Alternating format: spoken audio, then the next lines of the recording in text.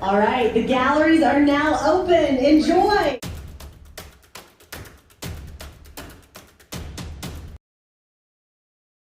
Been invited to put the 36 in a new car museum that's opening up. So got her all buffed out and ready to head on up there. This museum's a big project up here in Salina. They've made a huge amount of progress since last time I saw it. So super excited to see this open up soon.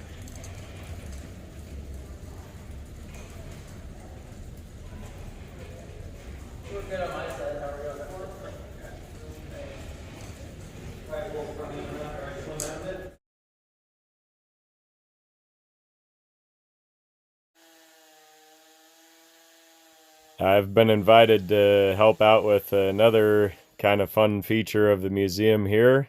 That'll be the installation of a hubcap wall. So that's what Joe's helping me work on today.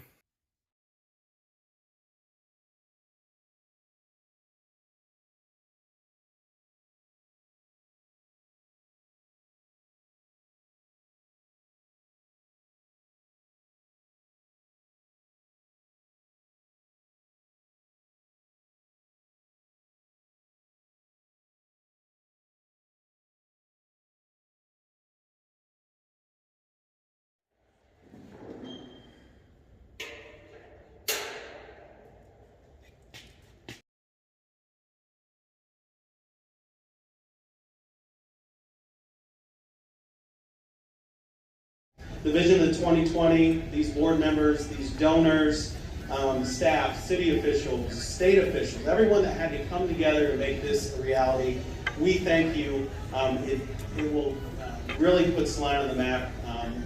As we already are, Salina is very vehicle-centric. We have folks, 20,000 vehicles that pass by Salina every day. And that is just such a great way that this facility will help bring those people off the highways.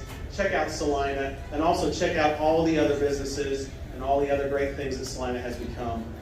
I could go on and on about the generosity of the citizens and the willingness of the leaders to make these opportunities come to fruition. People have worked tirelessly to make this happen. We're here to celebrate the garage. We're here to talk about its economic impact and everything that's gone into this. So, last couple of things I'll leave you with.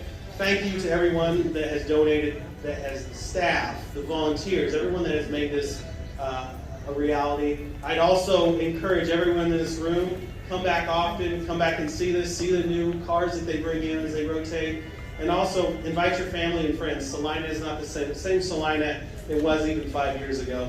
This is an amazing town with an awesome trajectory. So, speaking of that trajectory, it takes a lot of quality leaders to make that happen. It's my pleasure now to bring up Dr. Trent Davis. Dr. Trent Davis is the mayor of Salina, and he has a few words for you. Thank you.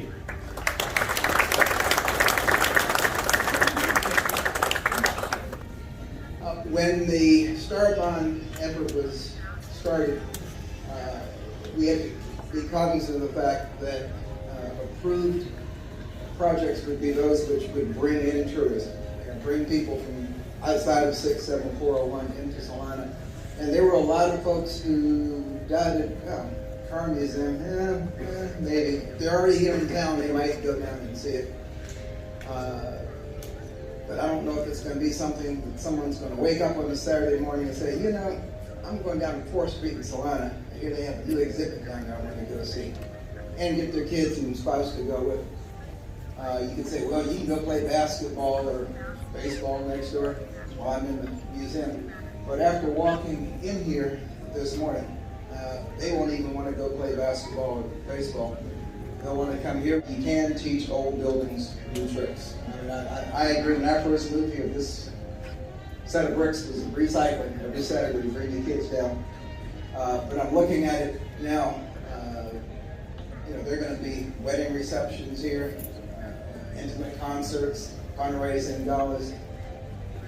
Any automotive-related gathering in town, I imagine there'll be a permit to close off 4th and 5th Streets. This will be a natural hub for those events.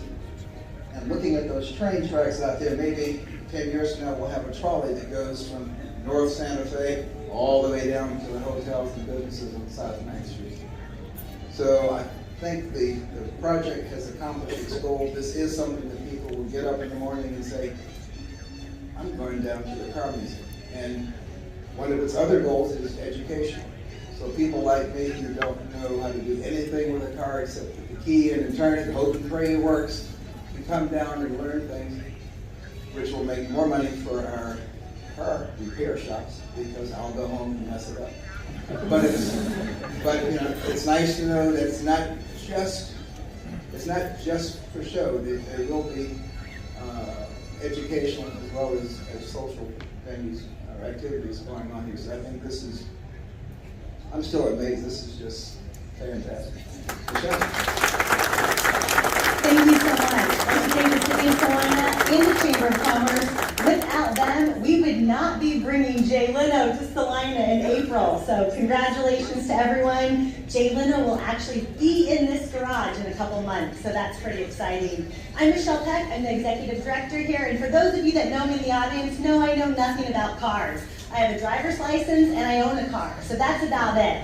But I want to say thank you to the car owners and to all of the people that have taught me so much about turbocharged engines and custom painting and pinstripe.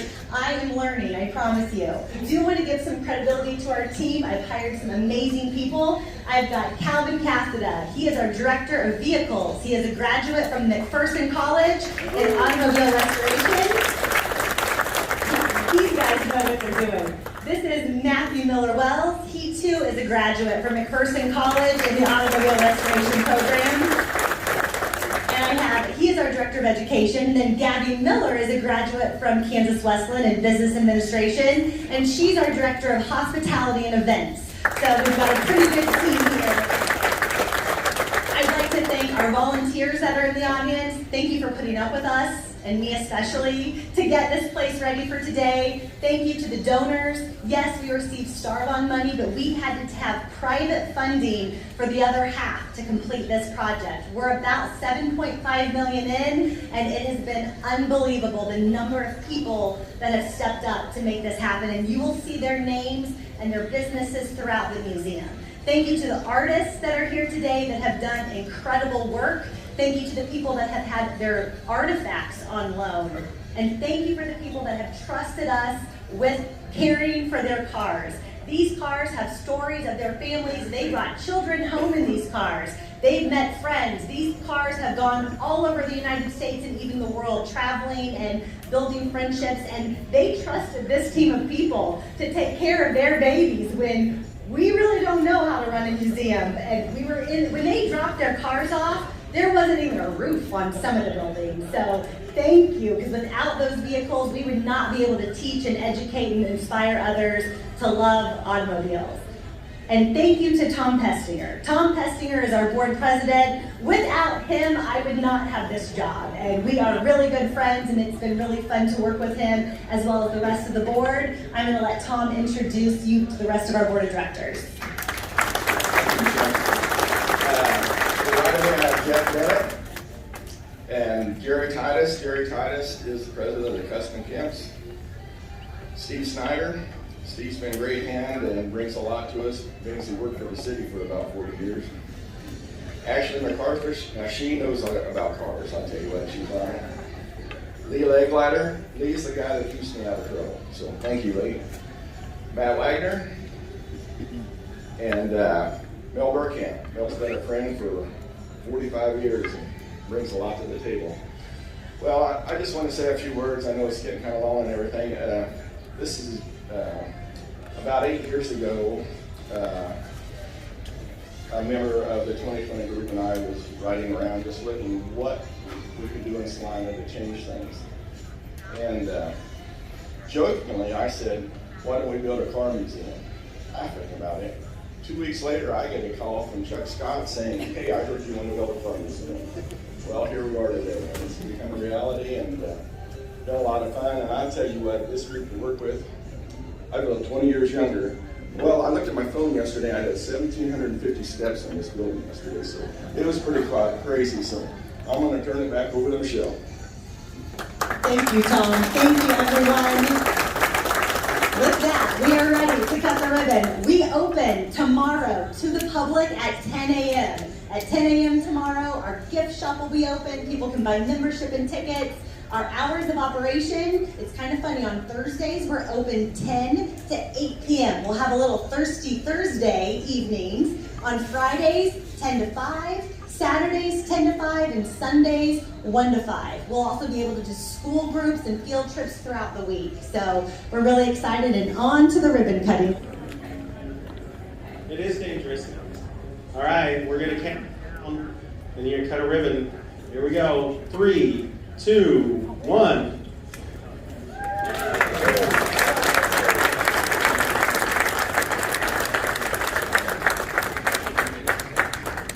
All right, the galleries are now open. Enjoy.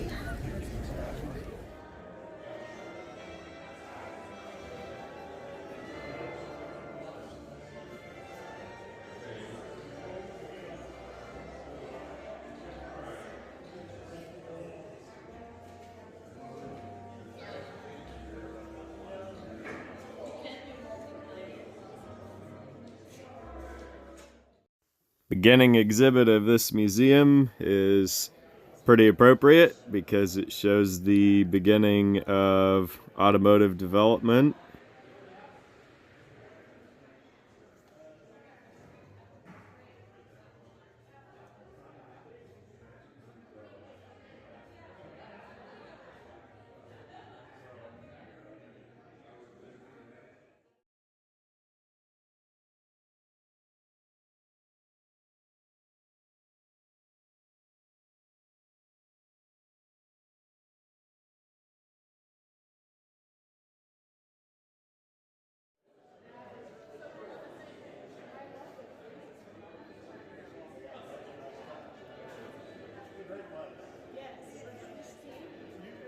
The blue and black Willie's Night there was in process of restoration while I was a student at McPherson College.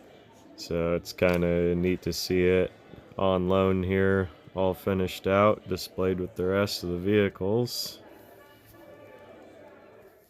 Another vehicle that was at the college while I was there was this replica of the Carl Benz patent motor wagon.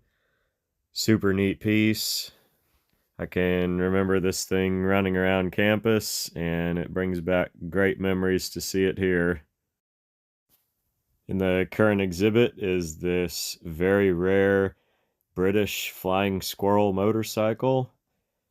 Pre-war bikes from Europe are among some of the very rarest, and this one has some really unique engineering features. It's a rare and low production bike to start with, and here being almost 100 years old, there can't be all that many survivors left.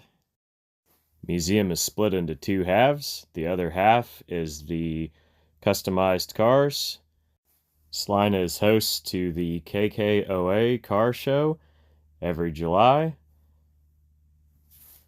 Vehicles come from all over the country to a big show in the park. Truly is an incredible gathering, an incredible experience. It's one that I definitely look forward to coming to every year. So if you're kind of one of those that makes longer range plans and you're not able to get out to the museum right away, keep the end of July open on your calendar, and you might want to come through and see the big car show in the park in the summer and circle by the museum and take a look and see what will be new at that time. I'm always amazed to see the well-known names that are attached to these vehicles and see the creative talent that they have unleashed on these four-wheeled blank canvases. Museum has a very educational aspect to it, so there are activities for the kids to do, including the Hot Wheels track and Lego tables, as well as the Pinewood Derby track.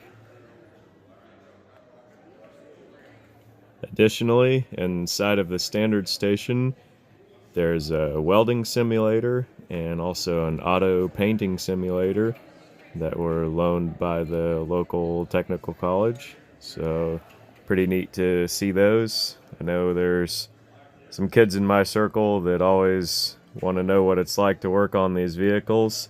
So it's kind of neat to see a place here that they can come try those sorts of skills out. I've intentionally shown just a taste, just a slice of what's here. I won't show exhaustive details around all of the vehicles. The purpose of this video is to introduce the museum, to let you all in so that you're aware of it, to come check it out on your own in person.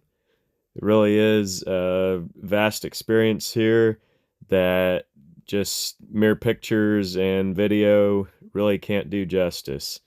It really is something fascinating and incredible what they've pulled off here with the work of many, many people involved, many donors, many volunteers. It's been super fun to be part of this, to help them get it launched and get it going here.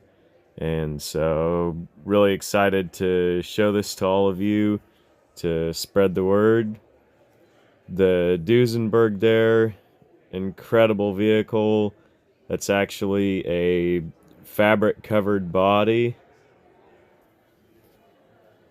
Next to it, very rare Rolls-Royce that has toured the world, and a celebrity owned 1933 Cadillac.